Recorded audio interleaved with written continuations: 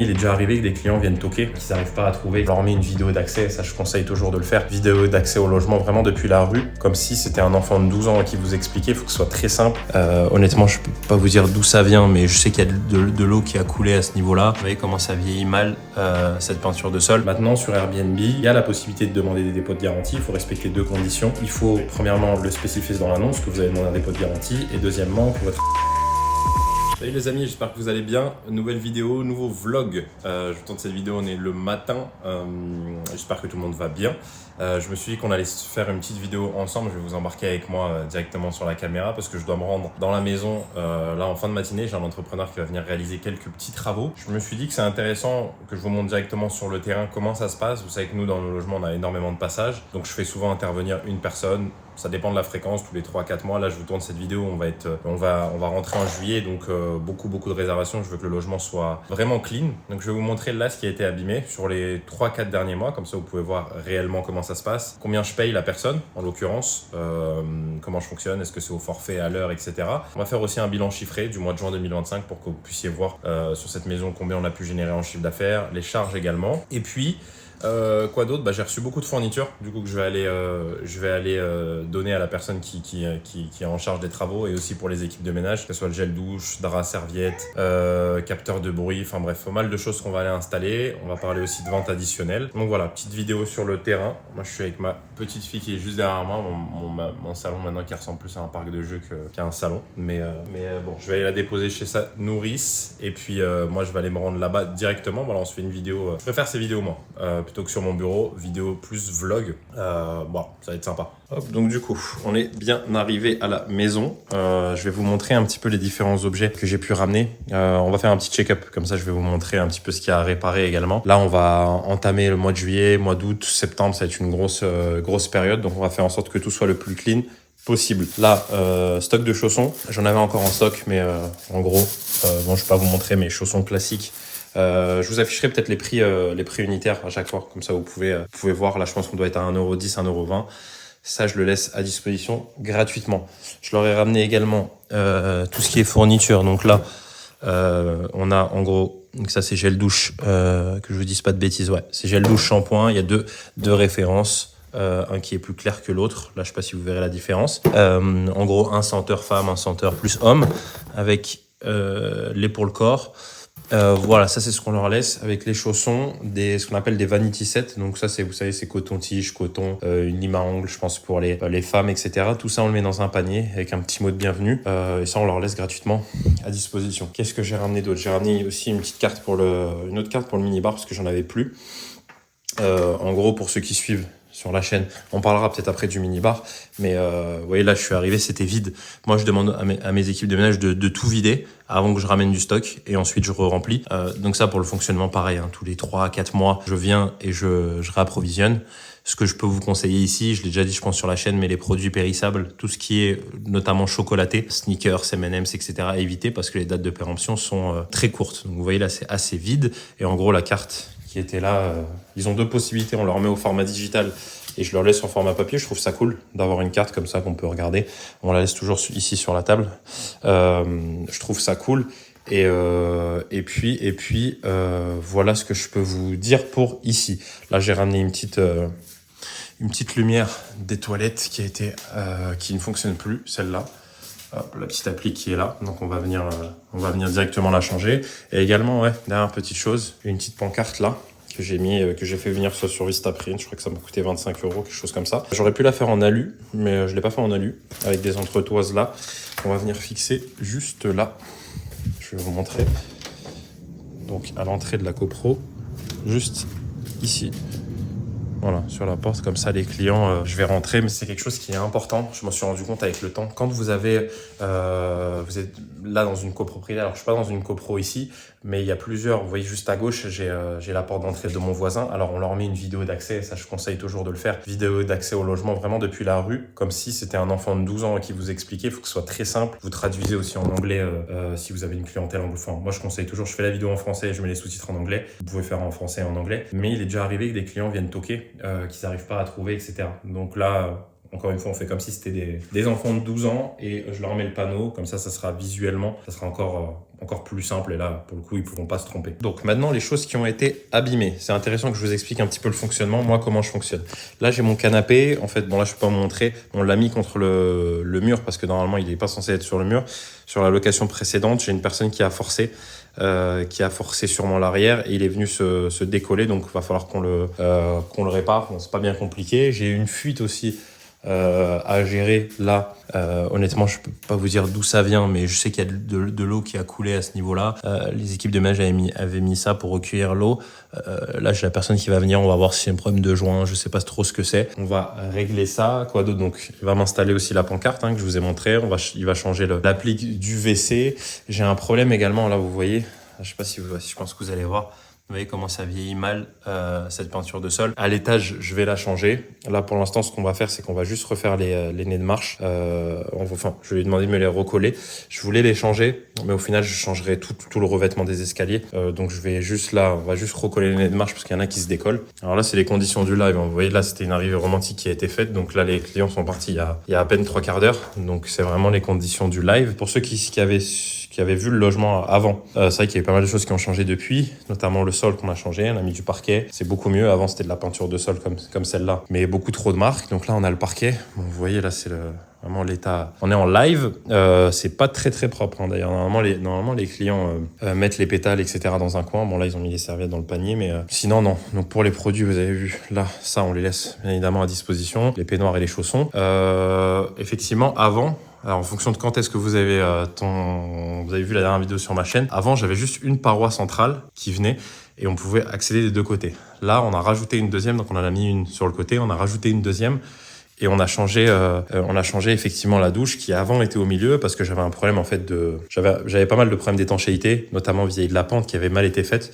Donc, on a mis le meuble vase qui avant, même moi je me rappelle plus, oui, là, avant était là, la baignoire était là, effectivement la baignoire était là et la douche était au milieu et le vase qui était là. Là on a changé la disposition, donc on a mis la baignoire ici, on a tout carrelé, là on a même rajouté une évacuation ici au cas où l'eau, voilà, il y a des projections d'eau etc. Il faut vraiment les projections d'eau, c'est compliqué à gérer et là du coup une grande douche à l'italienne, donc ça fait vraiment un grand espace douche, on n'a pas de problème d'étanchéité maintenant. Et grosso modo à l'étage si je regarde non il n'y a pas de réparation qui est prévue non il n'y a pas de réparation qui est prévue à l'étage. Donc grosso modo si je récapitule, j'ai mes nez de marche qui vont être recollés, j'ai le canapé qu'on va faire réparer, j'ai la fuite de l'évier à gérer, j'ai une pancarte à installer à l'extérieur avec l'applique aussi des WC.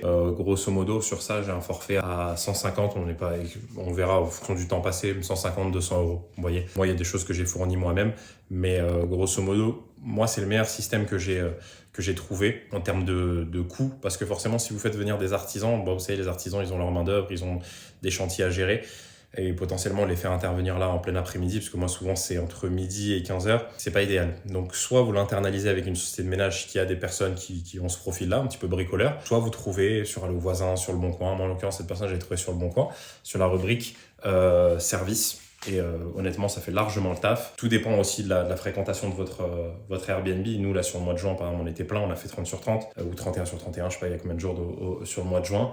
Mais voilà, grosso modo, c'est ce que je peux vous conseiller. Pour les mini-bars, je sais que ça m'est énormément demandé. Comment gérer ça, comment proposer ça à ses clients. Il y a plein de vidéos qui en ont parlé sur la chaîne, mais grosso modo, j'en ai parlé hier avec un client que j'accompagnais. Ce qu'il faut savoir, c'est qu'effectivement, pour pouvoir mettre ça à disposition, on demande un dépôt de garantie forcément aux clients et ensuite on vient les débiter s'il y a eu des consommations. Nous, les équipes de ménage nous indiquent ce qui a été consommé et on vient les débiter directement du dépôt de garantie. Maintenant, sur Airbnb, il y a la possibilité de demander des dépôts de garantie. Il faut respecter 2 conditions. Ça, c'est indiqué dans l'article. À chaque fois, je me trompe, mais je crois que c'est l'article 140. Il faut premièrement le spécifier dans l'annonce que vous avez demandé un dépôt de garantie et deuxièmement que votre annonce soit reliée à un channel manager.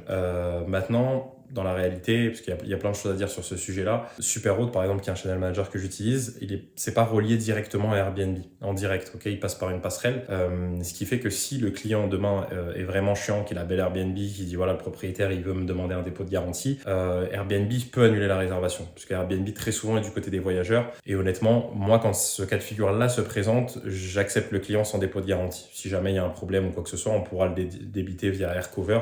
Il n'y a aucun problème. Donc, il y a aussi d'autres propriétaires qui, du coup, ne demandent pas de dépôt de garantie sur Airbnb, mais uniquement sur Booking. Vous pouvez aussi le paramétrer sur votre channel manager.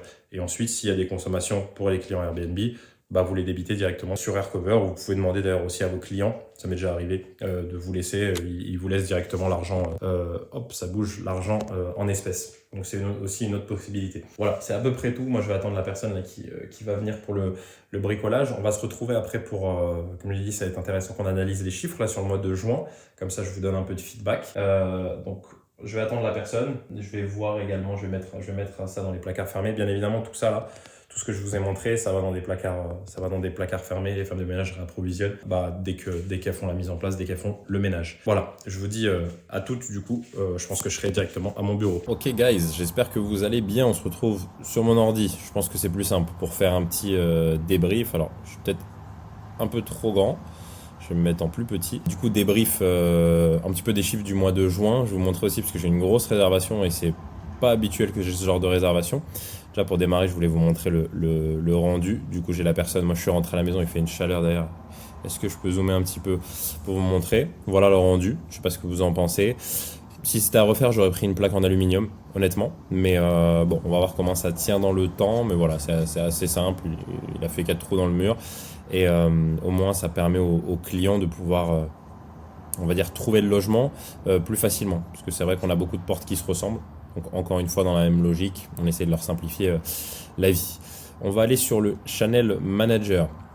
Du coup, là, on est sur le mois de juillet. Je vous tourne cette vidéo, on est le 2 juillet.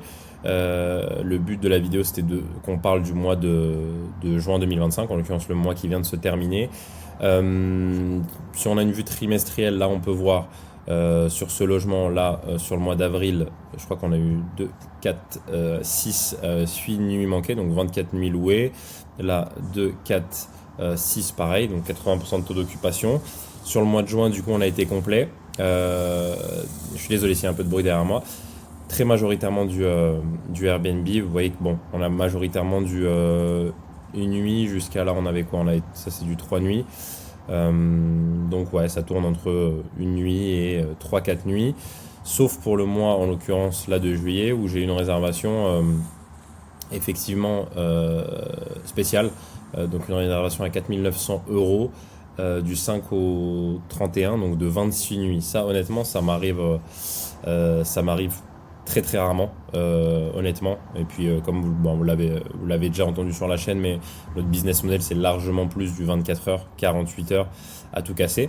Mais bon, c'est sûr que c'est moins rentable en réalité si je regarde vraiment que la rentabilité pure. Maintenant, en termes d'énergie et de gestion, c'est vrai que les longues réservations, c'est beaucoup plus simple quoi. La personne arrive, on n'a pas la société de ménage à faire intervenir. Là en l'occurrence ils auraient pu intervenir 15-16 fois. Donc il y a des rapports qui sont générés, etc. Donc c'est vrai qu'en termes d'énergie, bon, c'est beaucoup plus simple. Donc on va pas cracher dessus. Et puis c'est quand même 4 900 €, clairement. Donc c'est conséquent. En termes de chiffres, je vous ai fait un petit récap. Honnêtement, vous m'en voulez pas parce que là on est le 2 juillet. Je vous fais le récap de juin. J'ai pas toutes les factures, j'ai pas tout. Donc grosso modo, on va regarder ça assez rapidement. On a 6 637 € de revenus locatifs, 611 € de vente additionnelle, 30 nuits louées, prix moyen à la nuit 204 €. C'est vrai que quand on loue pour 24 heures, c'est plus cher. Après, effectivement, on applique des réductions en fonction des durées de séjour, forcément. Ça, pareil, on en a parlé dans d'autres vidéos. On a un total de chiffre d'affaires de 6 748 €. Et là, je vous ai mis grosso modo le bénéfice avant impôt. Dans notre business model, on est entre 50 et 60% de marge, grosso modo, vraiment après avoir tout enlevé. Société de ménage, eau, électricité, le crédit, charge de copro s'il y en a, la taxe foncière, etc. on tourne dans ces ordres de grandeur là, entre 50 et 60%. Là je vous ai mis 59, puisque c'est un document de base qu'il y avait dans l'académie, où je prenais des exemples chiffrés sur différents mois, et il s'avère que sur la maison on tournait aux alentours de 57-59% de marge, ce qui fait du coup un bénéfice avant impôt de 3 900 euros. Pour les personnes qui débarquent sur cette vidéo, qui ont jamais entendu parler de ce projet, c'est un projet qui m'a coûté en tout et pour tout 250 000 euros, okay, dans lequel pour être financé j'ai mis 14 000, pour avoir le crédit j'ai mis 14 000 euros d'apport, mais c'est un projet voilà, qui vaut 250 000 euros, prix total. Et c'est une maison que je louerai en longue durée entre 1000 1100 euros. Voilà, pour vous donner un ordre, une ordre de grandeur. Je ne sais pas si c'est français ce que je dis, mais bon.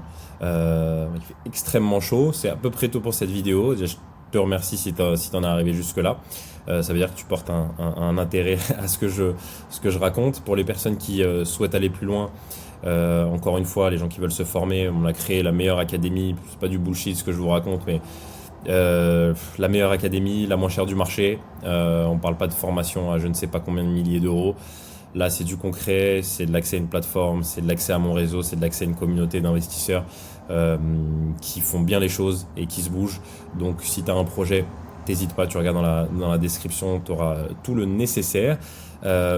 Pour les personnes qui sont arrivées là, n'hésitez pas à me laisser de la force, vous abonner, activer la cloche et me laisser un petit like et un commentaire s'il y a des sujets que vous voulez aborder, si vous avez des choses sur lesquelles vous souhaitez rebondir dans cette vidéo, n'hésitez pas. En tout cas, c'était encore une fois un plaisir de vous faire cette vidéo. Moi, je vais aller me mettre sous la clim parce qu'il fait extrêmement chaud et je vous dis à très vite sur la chaîne. Ciao, ciao.